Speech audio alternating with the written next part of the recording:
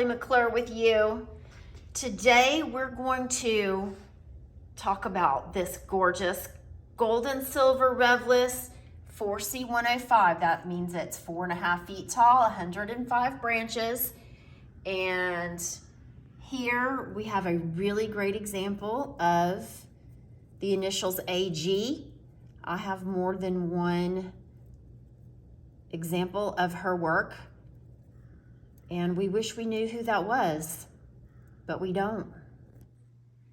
This tree is fascinating for a number of reasons, y'all. Firstly though, row 1 is 9 inches, row 2 is 10 inches. They're usually the same length. And the topper we have here at 12, it's usually the 3rd increment in length, and in this case, it's the 4th. This is another interesting facet about this particular REVLIS. Do you see the rod end there? Do you see how it's notched? And the winding is clamped in there. This is the first REVLIS model I've seen like this. All the others that I've rehabbed have been simply glued here at the top. And I find anomalies like this very interesting. The condition of this tree, I would say, is really good. Not a lot of work to be done, but it looks like most of the issues are in the middle. And look at the tops. That's what you want to see. And this condition is consistent all the way down to the longest branches. So not a lot of work, but we're going to make it better as we code them and return them to the palette. Now is a good time to talk about the choice of coding your REVLIS or color coding your tree. I find it very helpful. You might too. I just use acrylic paint. If you change your mind, it comes off in a snap. But I just get the bottom. And so I'll do row 1 in gold. I'll do row 2 in this gorgeous light blue. And then I'll do another increment length as a bare rod color, no paint, and then I'll go back to gold and so forth until I get to the end. And if you ever drop your tree or you knock it over, you don't have to remeasure everything. And some of the increments, y'all, are so slight that I just find that it's a really great insurance policy. If you have not yet watched my video called Restoring a REVLIS, it has more in-depth information about what we're doing right now, which is untangling and unpinching the needles, getting them all to go in the intended direction. And we're not going to go too far back into the methods here, except to demonstrate the majority of the information is in Restoring a REVLIS. And if you do watch it, I would love it if you would leave a comment. And if you have any tips, I would love to hear from you. Now, if condition issues weren't enough, I have this to deal with. Someone in one of my Facebook groups recently commented, every REVLIS tells a story. And I think she's so right. Especially such is the case with this REVLIS, because it's just so different.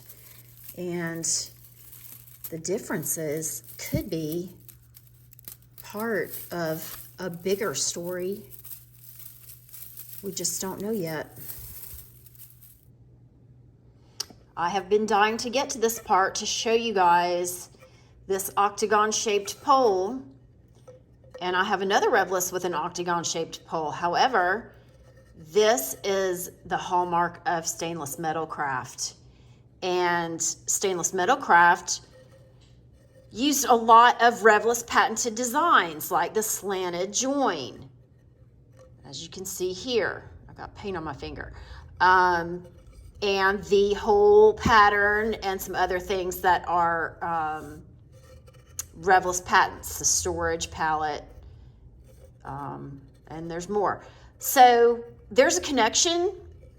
This is indicative of some sort of connection. We just don't know what it is. This is another interesting aspect that could be part of the story. This was included with this gold silver REVLIS. It is actually the instruction sheet for a Handy Things tree turner. And look, it's dated 1964. And they will repair it through February 1st, 1965.